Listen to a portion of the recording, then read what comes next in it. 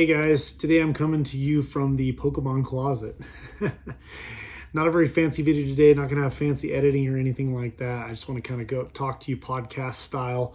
So you can listen to this while you're doing something else. You don't need to feel like you need to watch, maybe while you're taking a shower or doing the dishes or whatever.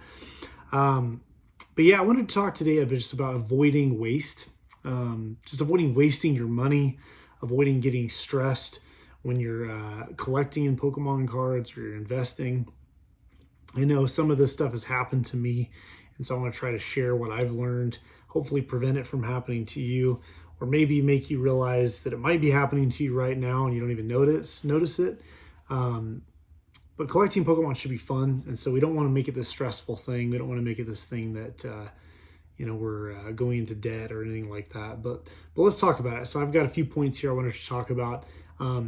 The first thing I want to ask is this item that you're currently going after right now, that you're currently wanting to buy. Maybe you're browsing eBay for it right now. Maybe you're going by the store and thinking about buying it. Maybe you're on TCG Player, whatever it might be. How long have you wanted it? This is a big one. I think we're always finding new things to collect as collectors, and Pokemon is a massive hobby. We've got over 25 years of cards available, even more than that if you count the Japanese. There's tons of years of just beautiful cards that have been made, promo cards. Just recently I was even finding like a little Noctowl Cosmos holofoil card that's very simple, but I was like, that's a beautiful card. Like, you just constantly are finding new things to collect. And I think it's really important just to ask like how long you've been wanting this, because it's really easy to derail your long-term collecting goals and start buying these other things. And especially if they're small purchases, you might think, oh, that's not a big deal. It's only $10, it's $5, it's whatever, it's $20, $30. It's like if you take $10 cards, that's $100. You could have bought a $100 card, or 10 $20 cards. You could have bought a $200 card. It's like, are you maybe derailing your plans to get the thing that you've actually been wanting for a long time just because you just barely found something new? I've certainly been guilty of this. I mean, just recently I found out that the Lugia V from Silver Tempest, not the fancy alt art, but just the full art card, which is a beautiful illustration still. It's by Mitsuhiro Arita. He's the one that did the base set Charizard. Incredible artist, has done a ton of cards throughout Pokemon's history. There's a play promo stamp version, which is actually rarer, actually a lot more expensive than a PSA 10, those sorts of things. And so then what did I do? I went and bought it. Now it was less than, I can't remember what it was, like 16 or 17 bucks with shipping or whatever. But still, it's like that stuff adds up. So if you do that a lot, if you find these little things and you start adding them up, you can derail yourself from like a bigger goal, or a bigger card that you're chasing, or maybe a booster box that you're trying to save up for, like this Evolving Skies booster box back here, whatever it might be. It's like, it's really easy to get derailed when you find something new. And so I would suggest like making a list of the things that you want and kind of maybe prioritize them, and, maybe wait a while. Maybe wait a month or 2 months or 3 months and make sure that you still want that item before you buy it, because you might not really want it that much later. It may have just been a fleeting feeling that you wanted it right in that moment and then you didn't really care about it later. And I would also suggest too, like if you go to any Collecticons or like Front Row Card Show or any of these kind of card shows where they sell a lot of Pokemon cards, just be careful about just buying random stuff that looks cool. I would go prepared, knowing what you want, knowing what you're after, and if you don't find it, be okay with walking away. So the second thing too is, and it kind of goes a little bit along with the first one, but are you chasing popularity only? A great example of this is that lately the Bubble Mew from Paldean Fates has been exploding in value. And recently I found myself thinking in my head, oh man, it'd be really cool to have that card. But the reality is, like, I haven't really wanted that card before.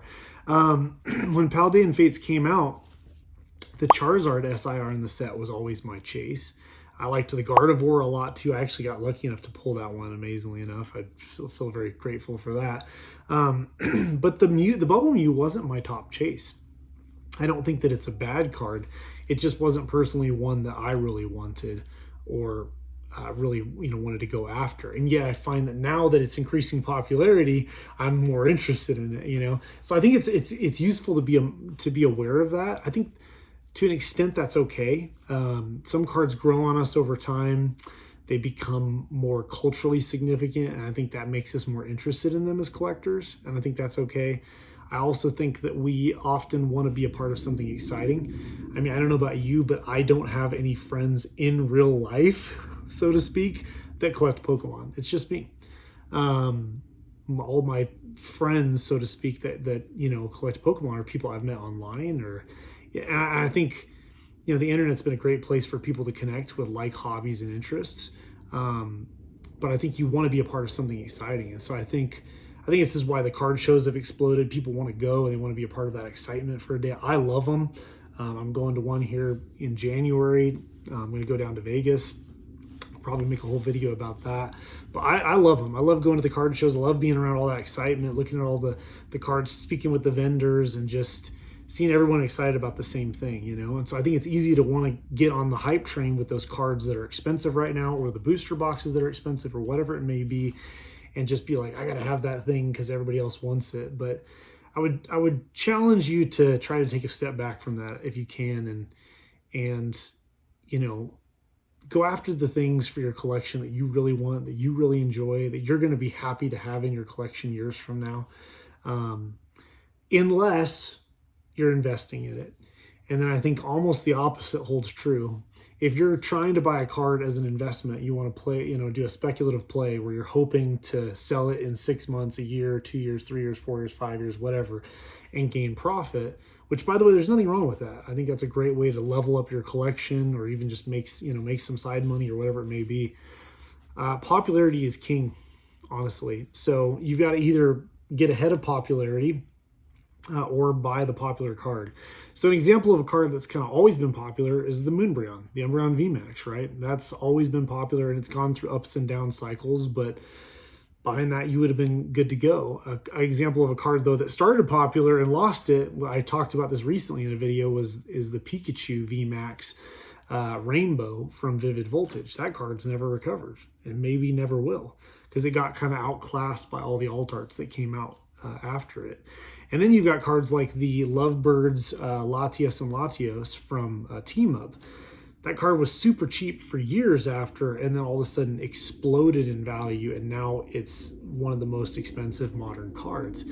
So sometimes, they're speculative plays. Sometimes with those cards, you don't really know what's going to happen. They're more risky for sure than buying like sealed product. But if you're buying one of those, I think you want to buy it because you think that it's either A, popular now and it's going to continue to be popular, or B, is going to be popular one day, but people haven't caught on yet. So I do think popularity matters for investments. I don't think it matters as much for a collection. And I think you're going to end up with a lot of stuff in your collection that you don't maybe personally care about if you're just chasing popularity. Another thing I want to talk about is just watching your budget. This is one I've really struggled with, but I think we all need to have a budget and know what monthly or yearly or whatever, however you want to do it. It's probably best to do it monthly because most people are paid monthly, or if you're paid bi-weekly, maybe you do that. But set yourself a budget of how much money you can spend and stick to it, And same with investing. If you're going to invest in a product or invest in something, stick to that budget. And whatever you do, do not go into credit card debt for any of this stuff. It's not worth it. Don't try to do any quick flips. Think, I'll just leverage a whole bunch of stuff on my credit card and then sell it real quick.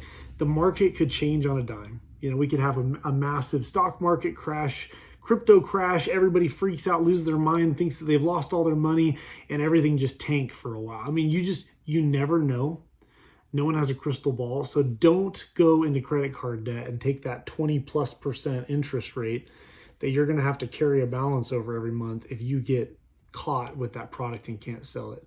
Don't ever go into debt for that sort of thing. Proper debt is like things like a mortgage for your home, or getting like a business loan for a legitimate business idea that you're pursuing that you think that you can really become profitable in. But don't do it for these little ventures. Don't use credit cards for that. Pay your credit card off. Take that 3%, but pay it off. And yeah, just be careful with your finances. Don't get there's so much hype right now, and there's so much of a feeling like I just got to buy. I'll miss out. Let's just take a break. Let's take a pause, take a deep breath, enjoy the holidays with your family, be thankful. Maybe put a pause on the spending and just say, hey, you know what? I can take a break from this stuff. There will always be other investment opportunities in the future, other times to buy. There will always be other times to buy these collectibles that I want. And a lot of times, if the collectible is really expensive and really elevated right now, that's the worst time to buy it, because usually these cards, they go up and then they correct down. They'll settle at a new high, and then eventually they might start going up again, right? And that's what we've seen with Moonbrown. If you look at its chart, it's up and down and up and down and up and down. You can go back and watch my video. I show that whole chart there. And so if there's a card that you want right now and everybody else is buying it and that thing's spiked up in price, I wouldn't buy it right now. I would just wait, take a break, go out, maybe go outside. It's kind of winter, it's cold, but still go take a walk or whatever. De-stress, take a deep breath, come back later and get it. Don't get too stressed out about this stuff. It's not worth it. And also if you buy up all these things too quickly, it kind of removes the future chase. There's actually something kind of fun about having that chase, that thing that you want and you're working towards getting. There's a card right now that I'm working towards getting that's like a big grail for me, and I've been selling off stuff to try to fund that. And I've still got a ways to go, but it's like it gives you a little bit more anticipation and excitement for that thing when you do finally get it, versus these snap buys. They have less meaning, So anyway, it's just a big ramble for you guys.